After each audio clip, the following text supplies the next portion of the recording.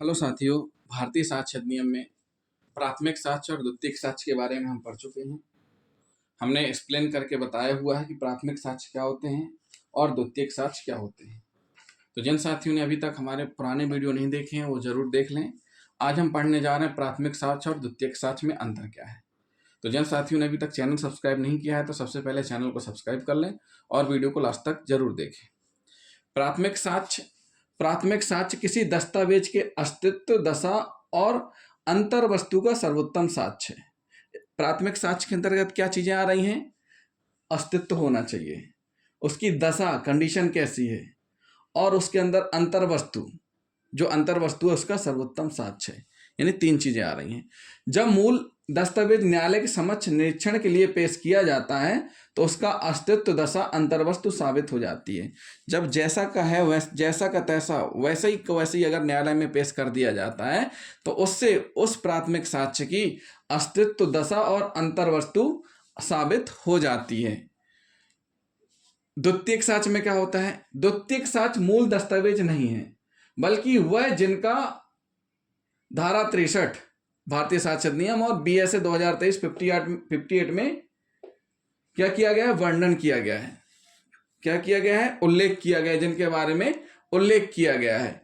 धारा 63 में यहाँ पे उल्लेख आएगा। धारा 63 में उल्लेख किया गया है। सेंटेंस ऐसे होगा, द्वितीयक साक्ष्य मूल दस्तावेज नहीं है बल्कि वह जिनका धारा 63 में उल्लेख किया गया है, जैसे प्रमाणित प्रतिलिपि, जिसे धारा 63 में दी गई किसी प्रक्रिया द्वारा निर्मित प्रति है। फिर आते हैं पॉइंट 2, प्राथमिक साक्ष्य प्रत्येक परिस्थिति में सर्वोत्तम साक्ष्य है। सीधी सी बात है, प्राथमिक का कोई काट नहीं है, जो है सो सामने है।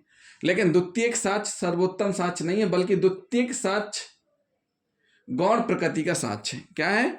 गौण प्रकृति का साक्ष्य है और धारा 63 में वर्णित अपवादात्मक परिस्थितियों में ग्राह्य है। मतलब कुछ अपवादात्मक परिस्थितियों में ग्राह्य माना गया है। तीसरा पॉइंट, प्राथमिक साक्ष्य देना सामान्य नियम है। क्या है? प्राथमिक साक्ष्य देना सामान्य नियम है। द्वितीयक साक्ष्य देना सामान्य नियम का अपवाद है।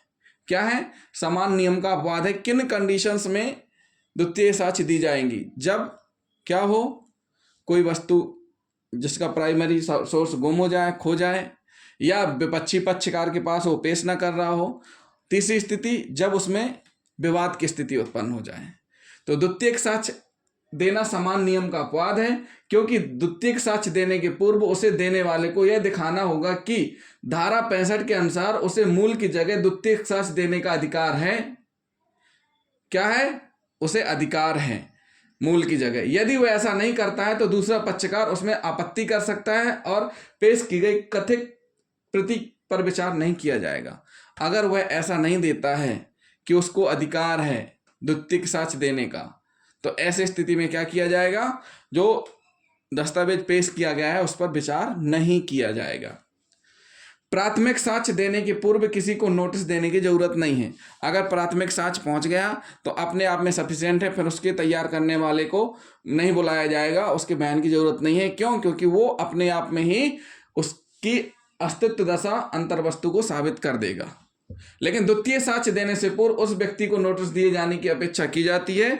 किस व्यक्ति को नोटिस दिए जाने की अपेक्षा की जाती है? जिसके विरुद्ध द्वितीयक साक्ष्य दिया जाएगा, और साथ ही साथ उसके बयान भी होंगे जिसके द्वारा द्वितीयक साक्ष्य दिया गया, उसका 65B का प्रमाण पत्र के आधार पर उसके बयान भी होंगे कि उसने जिस तरीके से तैयार किया उसको सारी की सारी कंडीशंस वहां जाके बतानी पड़ेंगी।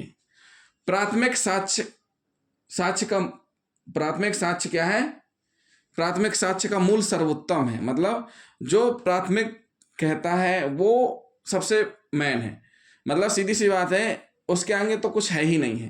प्राथमिक साक्ष्य का मूल्य जो है ना, मूल्य वो सर्वोत्तम है। द्वितीयक साक्ष्य का मूल प्राथमिक साक्ष्य के जैसा नहीं है। मतलब प्राथमिक साक्ष्य के जैसा नहीं है। द्वितीयक साक्ष्य साबित करना बहुत कठिन होता है। क्यों? क्योंकि पहले तो आपको समान नियम के अपवाद सिद्ध करना है कि इन परिस्थितियों में साबित कर रहे हैं, पेश कर रहे हैं। फिर उसके बाद फिर आपको ये बताना है कि आपके द्वारा जो द्वितीयक साक्ष्य पेश किया जा रहा है वो मूल से मिलान किया गया था, और साथ ही साथ द्वितीयक साक्ष्य पेश करने में न्यायालय की परमिशन भी प्राप्त करनी है। तो साथियों ये हुआ अंतर क्या प्राथमिक साक्ष्य और द्वितीयक साक्ष्य में। तो जिन साथियों ने अभी तक हमारा चैनल सब्सक्राइब नहीं किया है, हमारे चैनल को सब्सक्राइब जरूर करें, साथ ही साथ कमेंट्स भी करते जाएं। थैंक यू दोस्तों।